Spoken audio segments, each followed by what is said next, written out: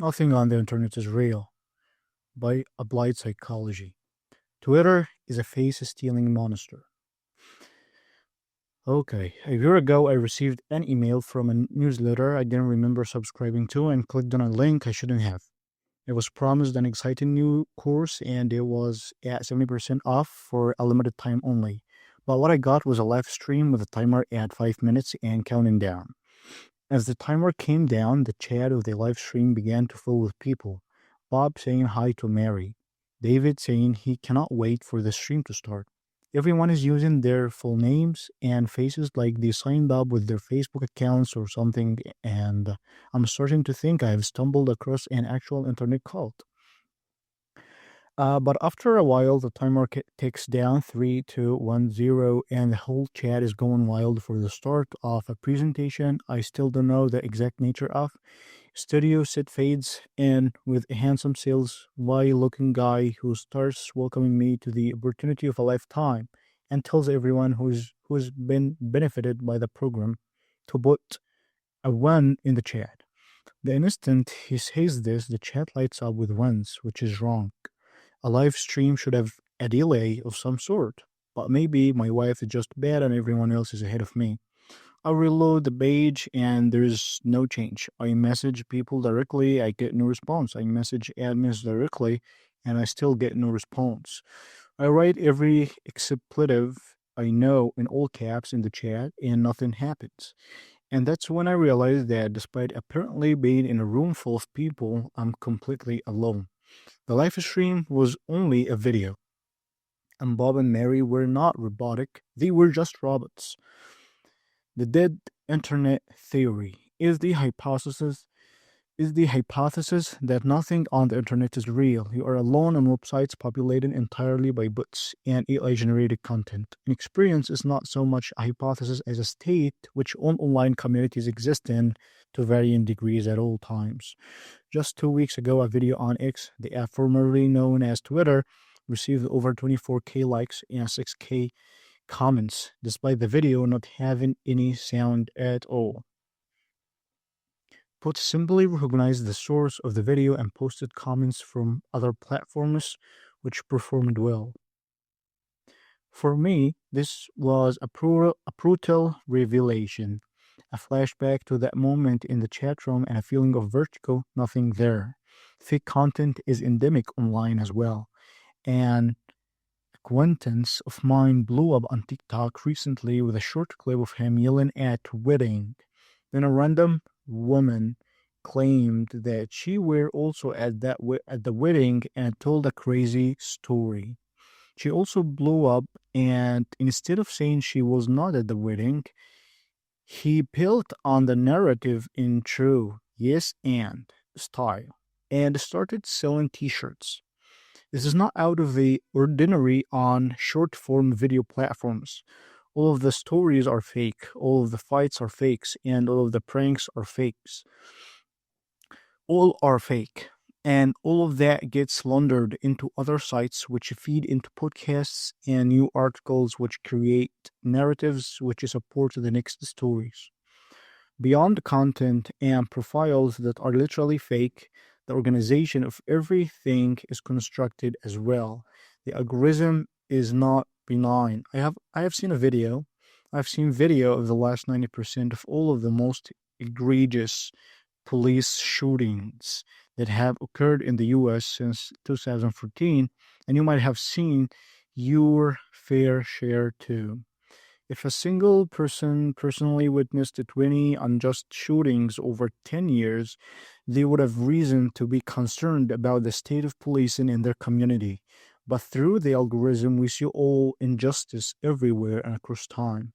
In some communities, every instance ever of black on white crime, or white on black racism, or man on woman violence, or even woman on man prejudice is in circulation permanently. If there is a million posts you could say and the algorithm selects which one you do see, you are not having a conversation with a person. You are talking to the algorithm.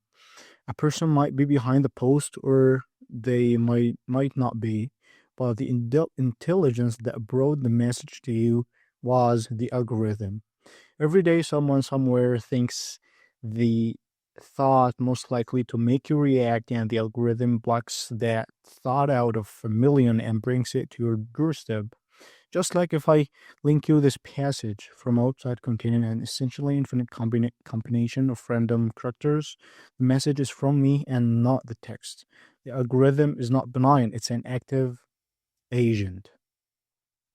In the cartoon Avatar The Last Airbender, the hero Aang must retrieve knowledge from the face stealing monster named Ko. Ko seeks to steal your face, but can only do this if you react to it and make an expression. It does whatever it can to make you react. And if you do react, your face joins its masks and becomes one of the many faces that it will use to affect other people. This is the algorithm. This is the discourse. When you react emotionally, you give your face to the monster and you become complicit with it, drawing attention into itself. You become a character in its narrative, caught up in your reaction to it.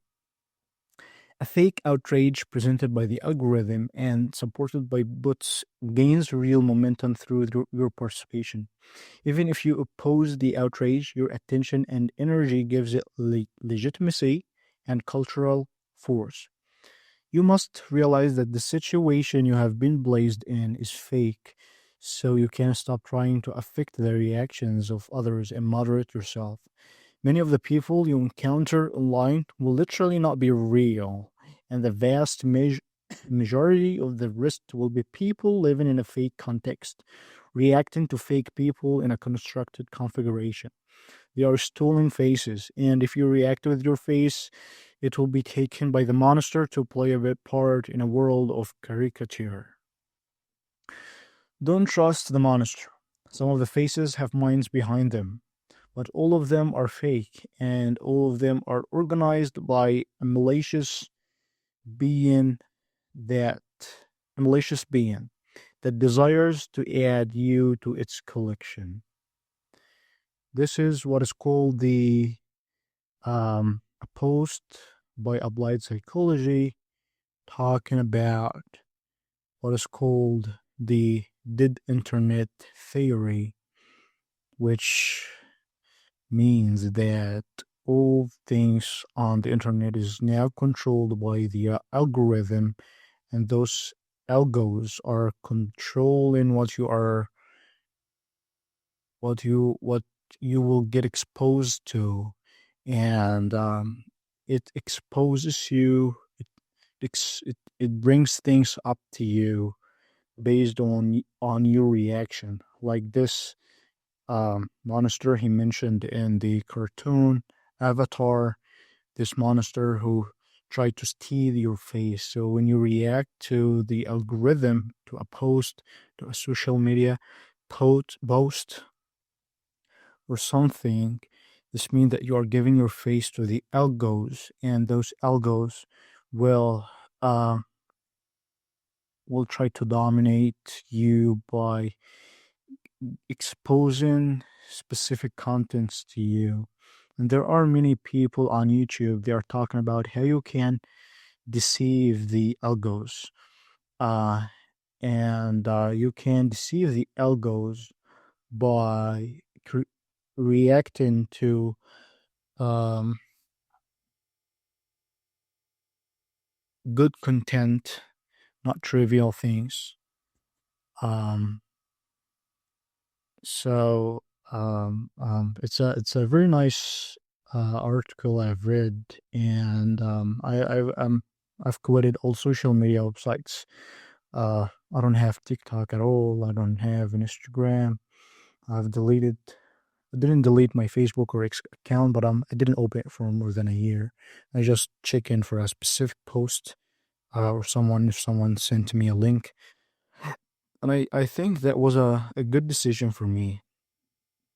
There are a lot of benefit on social media, but I will not sacrifice 95% um, because there is a 5% benefit behind it.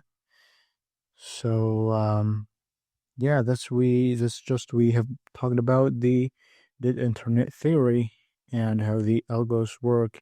And as you can notice, there are specific trends that goes up and down, specific people that they go up in the trend. And I guess the people are selling their faces to the algos, and the algos can then control the big number of people to control humans. So it's a very nice article.